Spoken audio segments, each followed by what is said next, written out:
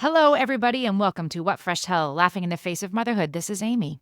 And this is Margaret. And today we are talking about how old is old enough. To do various things, Yes. to go home, not for us, for our kids, to have a phone, to go on a date, things like this. We are revisiting this topic. We did an episode on this topic in 2017 when my kids were 9, 12, and 14 years old. And Margaret, your kids were 5, 7, and 8 years old. That sounds right. It's a long time ago. And you say in this episode, as I went and listened back to it, several times, you know what? Come back to me in like 7 or 8 years because maybe my thoughts on that will change, but I don't know. So many things you're like, I mean, my kids are still 5, 7, and 8. What do I know? And now you've actually gone through these things. So I thought it would be interesting to revisit these. Now my kids are 15, 14, and 12. Oh, and 12. So your youngest, right. So the youngest out of all our kids now is, between us, is 12. 12. Back then, the oldest was 14. Crazy. Turntables. Yes. Misty watercolored memories, sunrise, sunset, people. Back in 2017, you might recall there was one listener, Donna, who posited that the answer to all of these things is 12. That the answer is always 12. I do remember that. Her kids at the time were 6 and 7. So she's like, this is not speaking from experience. This is speaking from my imagination. 12 is the golden age of responsibility, and all this stuff is going to be okay when my kids are 12. And the answer is always 12. And she said that, jokingly, but it is kind of during the episode, we're like, there's a reason for that. That kind of does feel right, but not exactly. So, we'll explore that. All right. I'm ready. Okay. All right. So nothing about this is one size fits all. Please don't take this as like we said you had to get your kid a phone at age X or had to let them walk home. Because every kid is different. To quote myself from 2017, because you were like, 12 sounds fine to me. And I said, well, here's the thing. Not all 12-year-olds are the same. And speaking at the time as somebody who had 2 12-year-olds, now I've had 3, that some 12-year-olds are very, very ready to do things and some are not. And I think the kid's readiness to do something, asking to do it, being willing to do it, wanting to do it, say like stay home by themselves, is something that has to be taken into consideration. It doesn't mean you do it, but it's certainly a check in the box of like, they might be ready if they seem to want to. Right. And also your circumstances are super different. Like I know people who live in apartments with a tenant who lives upstairs or a doorman building where there's somebody who could help out. And then people who live in the middle of the woods by themselves, like they might be very different scenarios, or even neighborhoods where you don't know the neighbors. Like there are a lot of scenarios where I know when my kids were just coming into that age, both of the houses on either side of us had no one in them. So we just functionally did not really have neighbors. And I live on a street without a sidewalk. And so literally, like, if they had any trouble, it would have involved, like, almost running out into, like, a very busy road. I mean, that very much affected my decision about when to leave them at home, whereas my sister was leaving her kids home a lot earlier because she lives in an apartment with a tenant who lives in an upstairs apartment. Like, who knows her kids? So it's almost like you have a babysitter who's not paying attention. I mean, that's a very different scenario than my kids needing to go out onto the highway and flag someone. I grew up like in suburbia, not busy streets. And my grandmother lived upstairs from us in our house in a separate apartment, but she was around. And so, it meant my mom could run somebody to the dentist because there was an adult home. But it's interesting to me that you say that because I think we tend to think, the broad spectrum is that country kids, splash in puddles and milk cows and live the perfect independent existence. And, city kids are helicopter parented and overprotected and things like that. But this is one way, you're correct, where having people around you, I live in an apartment building, makes it easier to leave your kids home because there are people around. That's a huge factor where my kids might have more freedom than some other kids would in that particular way, being home alone, quote unquote, because they're not alone. Right. Yeah. I mean, I think that the variables are more variable than we imagine. Like what does it look like in your area to walk to the store? Is that a lonely walk down a untended highway, or is it a, walk through a neighborhood where there's lots of people, or is it a walk down a suburban sidewalk where you pass 3 different people who are out mowing their lawns? Like, these things look very different. There's a ton of variables. So let's talk about that. How old is old enough to walk to school by yourself?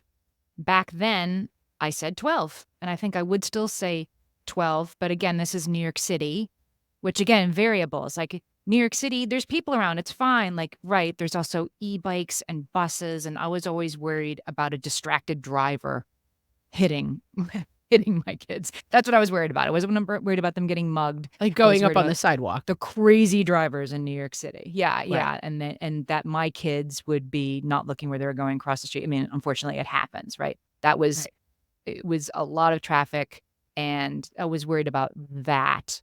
But got to the point where they didn't really want to be seen too close to the school with me. And we would walk to school because it was close to the school. So we would cross the sort of last busy crosstown street, which was about 5 blocks from school. And then the rest of the way was like Richard Scarry's busy town. They knew the guy who ran the deli. They knew the dry cleaners. They knew there were 18 businesses they could duck into if they had a problem. And they knew these kids. They recognized them. And it was like an idyllic existence once I got them past the busy road. And so I did that until my kids like basically refused to allow me to do it anymore. Yeah. What about you? Yeah. We live, like I said, on a busy road with no sidewalks. So walking and even riding a bike here is complicated. But there's one turn that's like a blind turn on like a state road with no sidewalk. So, I mean, I was jogging at one time and a truck's, mirror, like brushed my hair. Like, it's crazy. And I'm like, my kids, I don't want them doing it when they're 50. Like, there's really no walkable way to get from my house to the school. But around that curve, there's a little public tennis courts where there's a parking lot. And we often would drive them there and have them walk from there, which is about a mile. And I would let them ride bikes, like 4th grade. What is that? 10? Are you 10 in 4th grade? Yeah, 9, 10, yeah. If you're close to a school, I mean, New York City is a little bit different. In my kind of suburban town that's very walkable with a lot of sidewalks, there's lots of kids who start walking to school in 1st or 2nd grade. Yeah. Yeah, and then... And there's crossing guards at the crossing places, and there's lots of people taking their kids to school, and Right. And if you're in one of those situations, I think it's easy to sort of, there's a real industry of like, kids are overprotected. And if you're not letting your, 6-year-old walk to the store and buy a loaf of bread, a container of milk, and a stick of butter and come home, like, you're a bad parent. And like that, you probably live in the same block as a market if you're saying that, right? It's like, I know there's a show where Japanese children go and, sign up for Social Security when they're 3, whatever. It's not, it can happen. It doesn't mean it's a good idea if your house is on a busy road. So maybe I'm rejecting the very premise of this episode that there's a sort of one-size-fits-all right answer. But I think it's still good to talk about, like, here are the variables that might go into it and why. We had Camilo Ortiz on the podcast, and we were talking about fostering independence in kids. And he made a distinction that I hadn't really thought about, that like, as you start to question yourself on where you can let kids have more independence, that you take out of the equation right away physical danger. Like, physical danger is not a good place to let kids have independence. Okay. Like, if they are going to be walking around a blind curve, as I said, I don't want my kids doing that at 18. Right. It's not a safe place to walk for anybody. It's a bad pedestrian walk. And they keep talking about putting a sidewalk in, and we would love it. The minute they put a sidewalk in, my kids could have walked to school when they were certainly 10 or 12. It's a mile and a half. It's a longer walk, but go make that walk. I would have been completely fine with it, but I'm not putting my kids in physical dangerous situations. Now, if you're thinking that a New York City sidewalk is physically dangerous because someone could grab them, like, you have to ask yourself, am I being realistic about this physical danger? Like, yes, cars, often someone's reading their phone and they drive up on the sidewalk and hit people. Mhm, But mhm. you can't control for everything. You can't control for like any possible danger. It's not possible.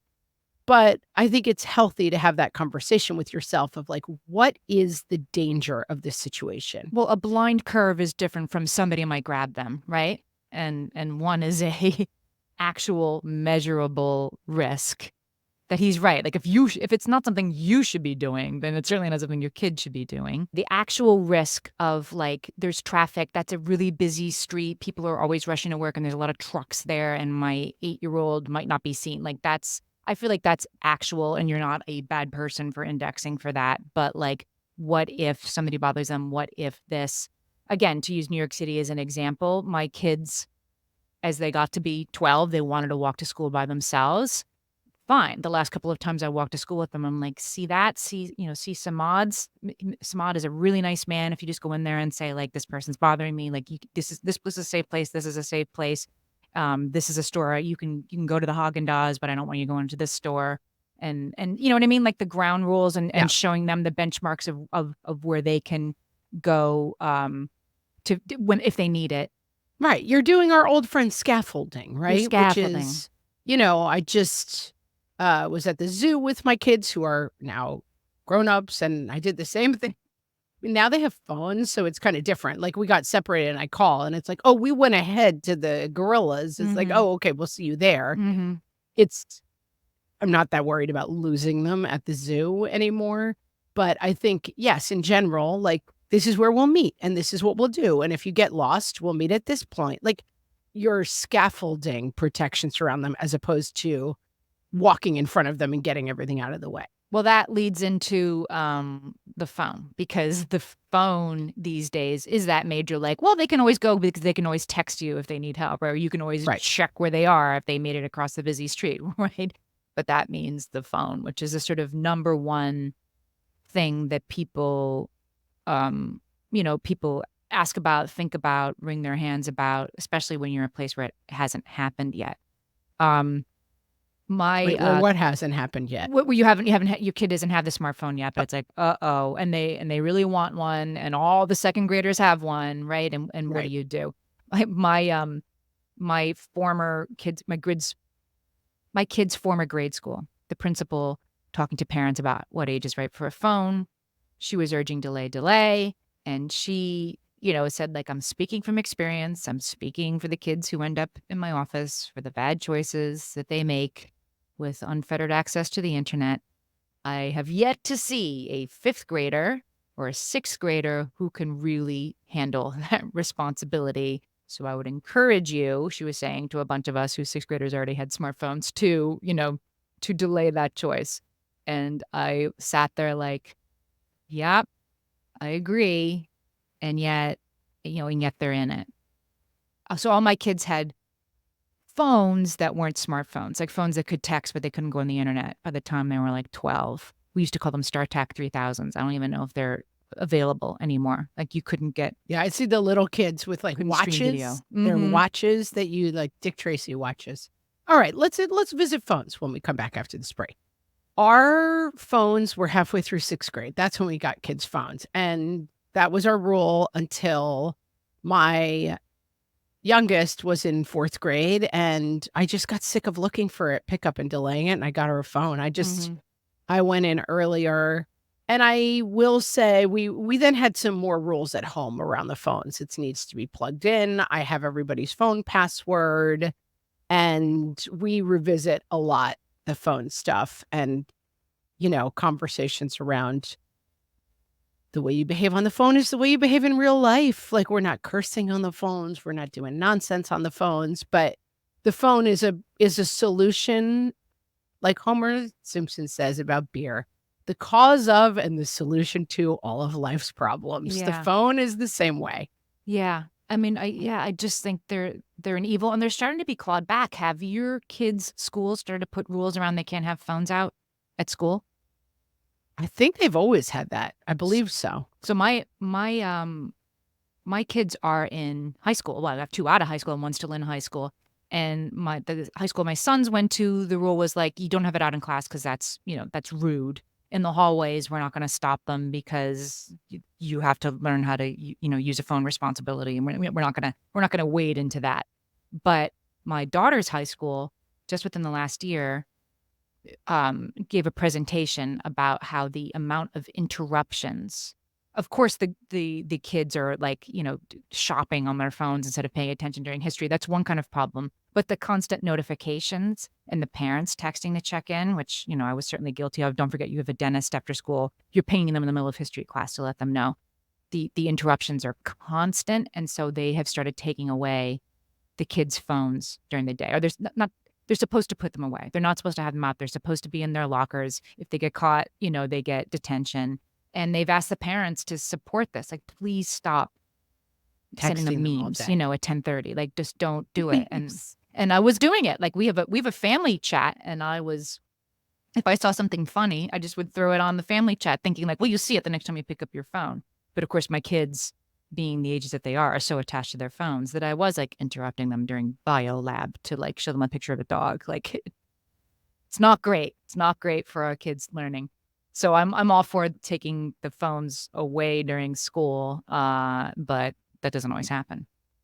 Yeah, I mean, I think that there is no solution to the phones. Like, we'd be better off all of us would be better off if we didn't have smartphones fundamentally, Mhm. probably, but they solve too many problems, so we're not going backwards at this point, and then I think we have tons of episodes about it. Then you've gotta do phone, ethics that fit the age where your kid ends up having a phone, and I did give my youngest a phone in 4th grade because it was just so much more convenient. I'm gonna say this, and I'm saying it off the top of my head, so, like, will it pass the test? I don't know.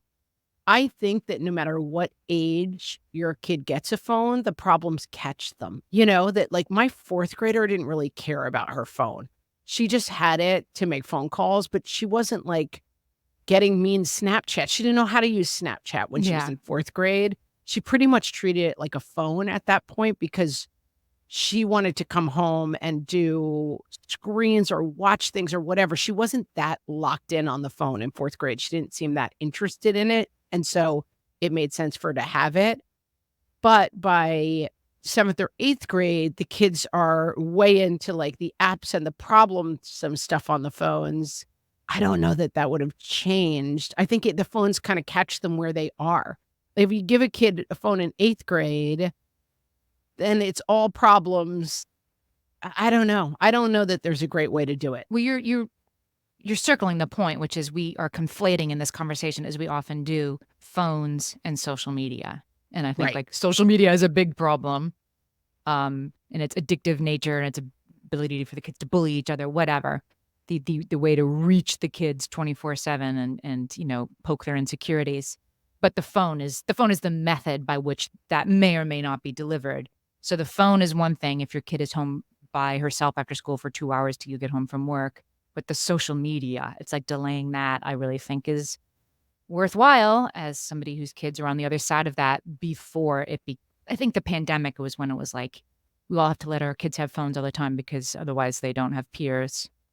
And now it's Yeah, kind of I like do the think horse is out of the barn. separating the, like, overall health versus screens and its role in that is super important and Mhm. complicated, and that it's not really, do you or don't you have a phone? Like, that's the older me parent talking to younger me, making decisions about phones. It's not really the phone. Right. It's a holistic problem that the phone is. I was talking to, Dr. K, who about healthy gaming Yeah. on a recent Fresh Take, and it the games aren't the problem. It's the game becomes a symptom of something that's wrong. Oh, And yes, the game is feeding that and is addictive, but the game is only part of the system. right. Tricky. Right. How about how old is old enough to babysit your younger siblings? What would you say?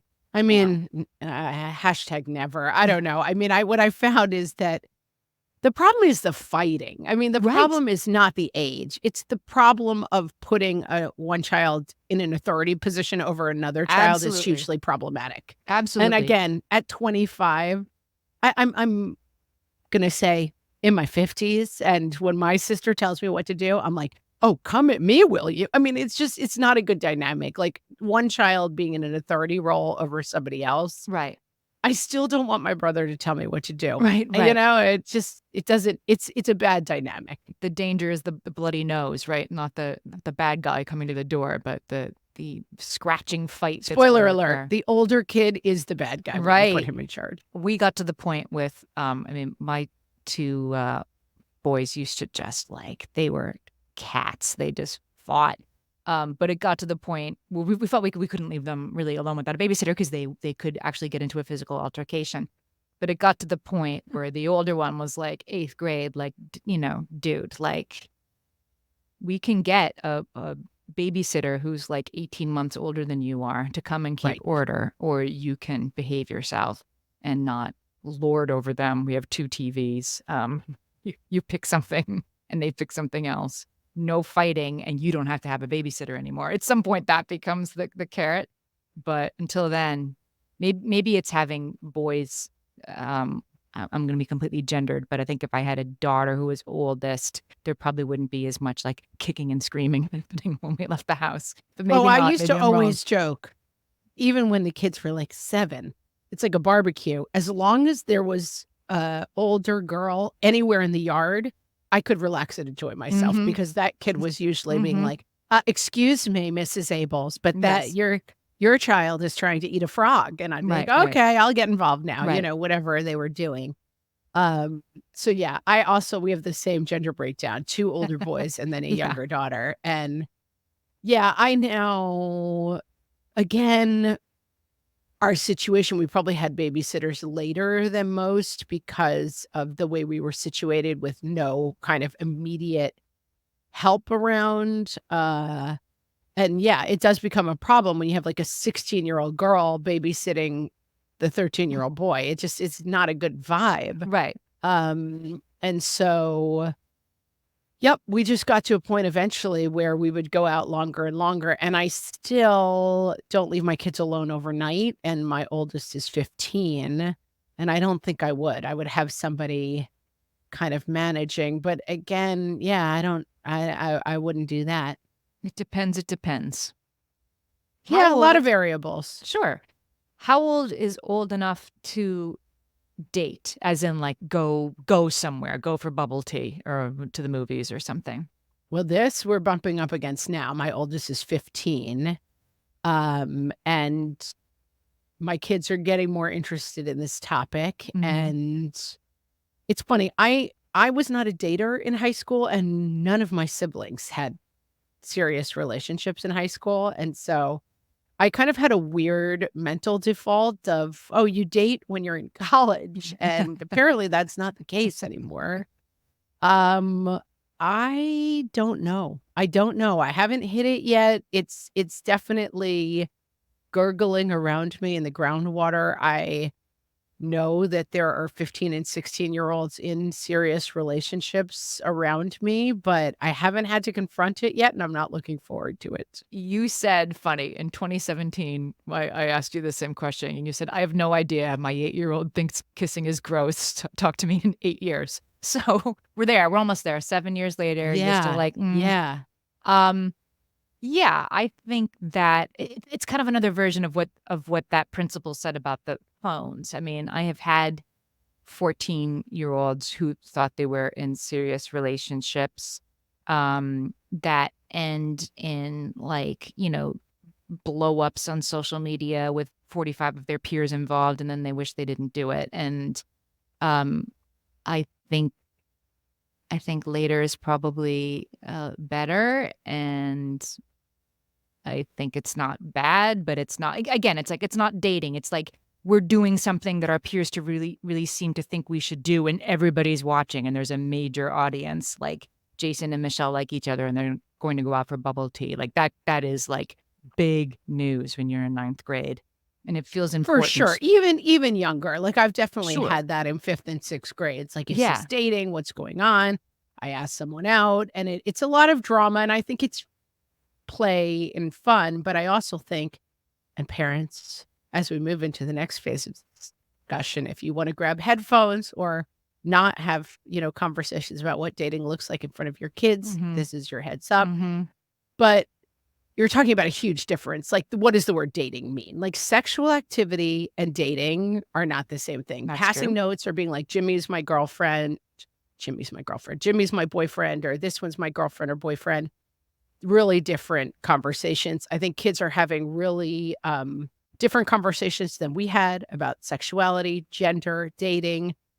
There's a lot more exploration of that than I was exposed to as a kid. And I think that that's all probably a net positive.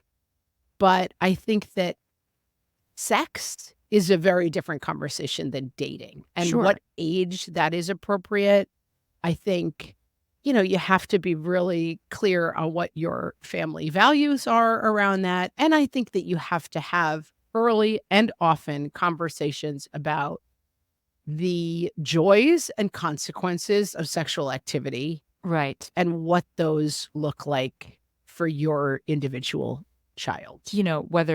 Whether it's sex or it's just that, like, dating, like you're talking on the phone for 2 hours every night and you're not even sure you like them anymore, but you can't break up because the whole school knows. Like, there's no it doesn't have to be bad, but there's not an argument that that's better to start doing at 13 than at 15, right? Or to be Right, sexually active at and 16 what instead does of the 20. terminology mean? I think walking your kids from the difference between dating as we passed a note, maybe we went out together for bubble tea, as you say, and, like, the thrill and excitement of joining into dating and acknowledging these burgeoning feelings comes up very quickly in middle school and high school against sexual activity and its consequences. And I think those conversations need to be had very seriously and very often, and that it's fine to involve your personal family values in that conversation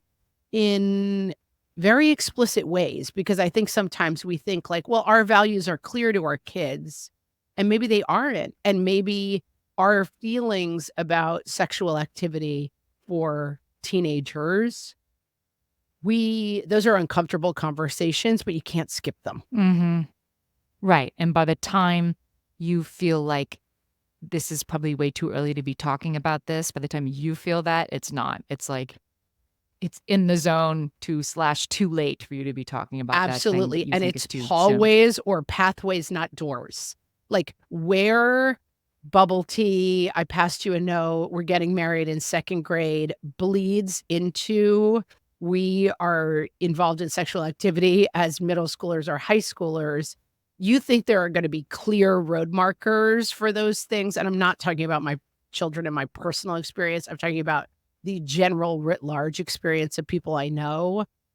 They're not big doors. They're not huge road markers. It kind of bleeds from one to the next, and you have to be having those conversations the whole time so that you don't get caught unawares. Right, and your kid could be the kid who is very ready for the bubble tea and notes in the hallway, but not so ready for the sexual pressure and the, "I don't really like this person anymore, but they won't let me break up with them." Like, that kinda stuff, it can ramp up, and so, yeah, I mean, put that off, I guess I'm Yeah. saying, but Well, can you? and Depends. also, even if you don't have control over putting it off, this is a 1,000 conversation Mm, situation, not a 2 conversation mhm, situation. mhm.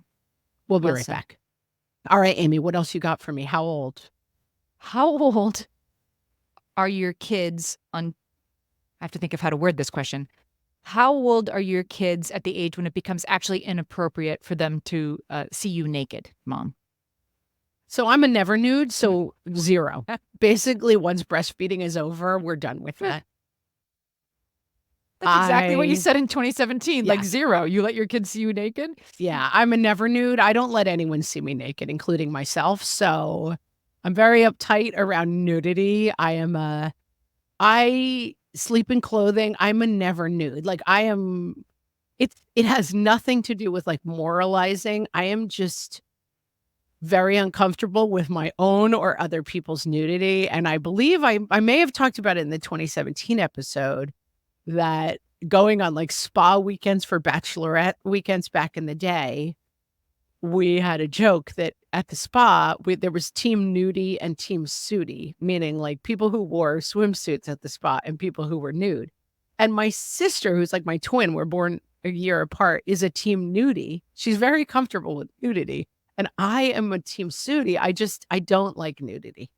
It has nothing to do with the With what's morals of appropriate. And nudity. I don't even know if I have an opinion on this for other people's families, but I don't want to see anyone naked ever. I'm not an exhibitionist at all, but I was, like they walk in and I'm changing. I'm not like, you have to get out, I'm changing. But I did keep it going a lot longer with my daughter than my sons, which I feel like is appropriate. Like I still let my daughter see me naked. I'm not like, come watch me change, but she walks in the bathroom while I'm in the bathroom. She knocks. I'm like, come in. And, I'm half dressed or dressed or whatever. I think it's very good for my teenage daughter to see what a woman's body looks like that isn't, airbrushed on social media and things like that. So I I'm not seeking it definitely out, but do I'm a lot comfortable of with it. that, and I do walk around in a bra and stuff when I'm Mhm. getting changed, and I'm not like, "Oh, no, don't look at my" where my arms fall out of my bra, like, I don't Right. I'm definitely try to be very body positive around the things that I like, I'm hiding because bodies are shameful, I'm Right. just never nude, and that's just how I roll, sorry. How old is okay for kids to wear makeup? Oh gosh, we've had this fight. I'm sure I would have said 16 and it turned out it was 10. Uh-huh. I Exactly. That is, you're like, yeah, my kids, they're young, a long time. I hate makeup. That's sort of your answer. Like, I hope never. Who cares? yeah, wrong about that. Yes, my daughter is very into makeup, has been since she was maybe 10. Her friends are into makeup. Yeah, that's social media. I Yep. We do have a no makeup at school rule that is certainly flouted. I feel like this is a dance I did with my own mother and that it's good. And my mom had a rule about this. She was a family therapist. Put the lines tighter than you actually want them so that the kid has room to go outside the lines, but you don't actually care. And so this is definitely the makeup at school rule is, oh, some mornings our lips look particularly dewy and Mhm. our eyes are popping with a certain kind of mascara look that I don't think is natural. But as long as you keep it where we can both have plausible Plausible. deniability Uh-huh. that you're not wearing makeup, I'm gonna let it Yeah. slide. Yeah, I would agree with that. Yeah, and when I was in, like, 4th, 5th grade, I'm very pale, I'm light-skinned, and I had a certain pallor. I mean, still do. I wear makeup all the time because I'm pretty pale without makeup on, and I had a particular teacher who used to regularly stop class when I was in 5th grade to ask me if I was okay. Was I about to faint? Did I need help?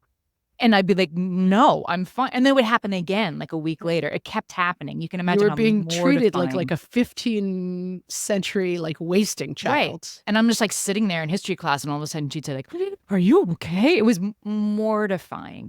So I Oh, remember crying to my mother, and she was like, "You can't, wear makeup to school." And I'm like, "But I have to because she keeps interrupting class." So my mother, like, slipped me a little, Almay bronzer, and it was same thing, like, put on a little bit of the bronzer, and it worked. The teacher stopped asking me if I was ill, and I wasn't kicked out of school. I feel like we could do a whole episode around this because I think it's an interesting debate about how much control should you have around how your children present themselves? Because it's a journey, you know? And Mhm. I think in general, I think it would be a good episode topic because I certainly fought a lot about this with my own mother, and my siblings do like to laugh as they watch my daughter and I navigate it.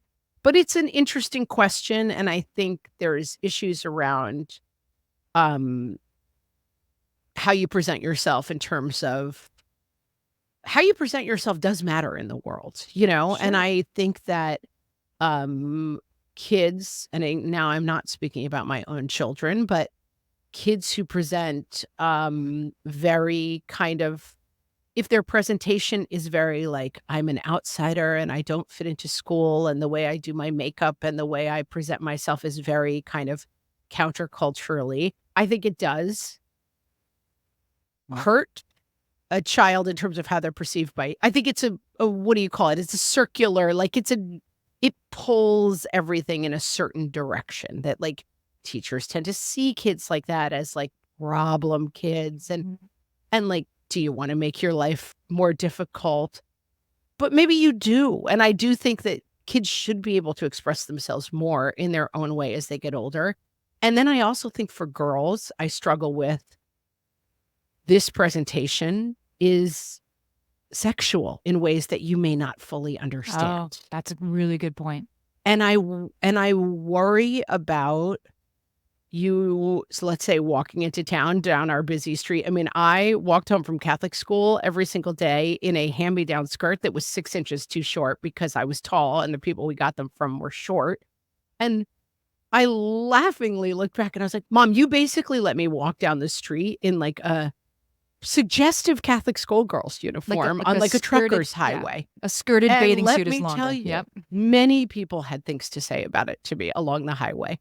And And, you know, this is a deep issue. Like, at what point as women should we be allowed to present ourselves in any way possible without being harassed? I would like that to be, I should be able to walk down the street naked without people harassing me. I would like that to be the reality. But as I parent a teenage daughter, I get lost in I want you to have the autonomy to present yourself in any way that you feel comfortable, but I don't want you to face any consequences for how you present yourself. And I'm not sure where the lines are there. I don't know. I'm figuring it out, or not figuring it out, as the case may be. yeah, I think that wishing things were different is part of this, right? Like wishing our kids could have a grade school experience free of the internet and social media, and wishing our girls could wear whatever they wanted to school without getting unwelcome attention and catcalls, and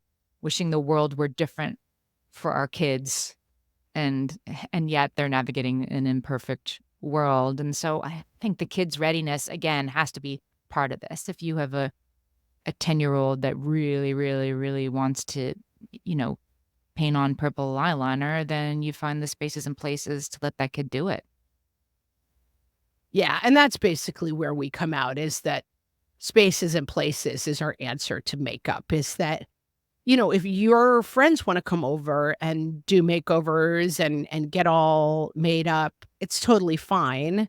But there are certain spaces and places where this is and is not currently appropriate. And, you know, I do think also that sometimes kids are boundary seeking and they want to be told where the Mm. lines are for themselves. And Mhm. so, you know, it's difficult because they're areas of gray. Like, well, I don't want to police your self-expression, but I do want to offer to you that there are spaces and places where your self-expression is or is not more appropriate. Uh-huh. Can I give you the Figuring it out. Can I give you the takeaways that we came up with during the 2017 episode? Because I feel like Please they were do. pretty good. I actually feel like they were pretty good. We came down on this is this is 2017 me. I said, so what we're coming down on here is we should gently expand the parameters of childhood within what's appropriate for childhood while keeping the adult stuff at bay. And then you said, right, push them when they're little, pull them back when they're older. That's where I come out. Let the 8-year-old ride his bike to the park by himself and go play for an hour, but your 11-year-old doesn't need a smartphone. That's what we've said 7 years ago before Well, we I even flew failed it. on that 2017-year-old. I failed on that 2017, Margaret. But Yeah. yeah, I think that's right. I think it is always a push and pull. And also there are kids who need to be pushed and kids who need to be pulled. And Yes, that's yes. another huge part of it that I think I see more and more, that like I have kids who I need to say, go up and ask by yourself, or go, you know, do this by yourself, or you and your friend should go and explore this. And, you know, kids who have been out at the mall and run into kids and, you know, stuff starts to go a little sideways. And okay, how did you figure that out? How could you figure it out more next time? Because the kids should not be figuring this out when they're leaving home for the first time. They need to practice the muscle of being in difficult situations. But then when you have a kid who is always on the line, and that kid when you see him, the kid who's always pushing the boundaries, Yes. they may need to be reined in more, and that's fine. And, you may over rein them in, and then you can also this is 1,000 conversations, not 3. That's the biggest thing I think Right. I've learned in the intervening years, Right.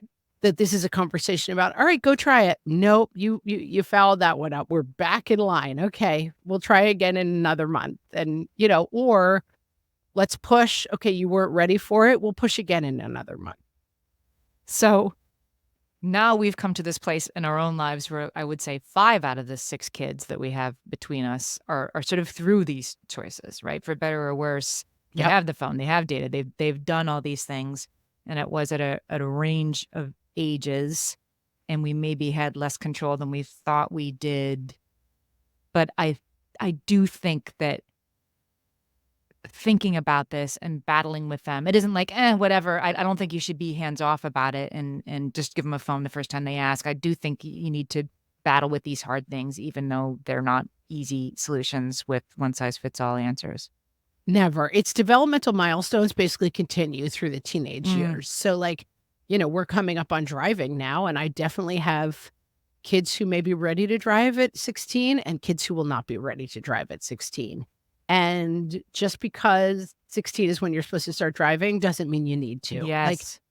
Let the milestones be personal to you and what really works for your kids. And it's old enough when you all agree it's old enough. Well said. And then if you mess up, it's not old enough and you gotta wait again. Right. But you may learn something along the way. Yeah, you New may new information. indeed.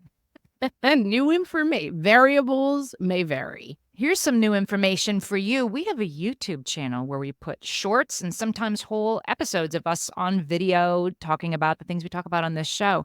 We would love if you would search What Fresh Hell Podcast on YouTube and subscribe to our channel if you don't already. We're trying to get to 1,000 subscribers. YouTube likes that. Mm. Don't ask me why. 1,000's the number. It's like 10,000 steps. It's just the number. And we're Gotta getting have there. 1,000 subscribers. We're That's getting a there. real number. That number does not vary. Right, Unlike right, many numbers we right. have been That's talking about. how big is big enough to have a YouTube channel? Apparently, it's 1,000 1,000 subscribers. subscribers. Help So us get go there. help us out and subscribe. And with that, we'll talk to you next time. Thanks so much for listening. Thanks, everybody.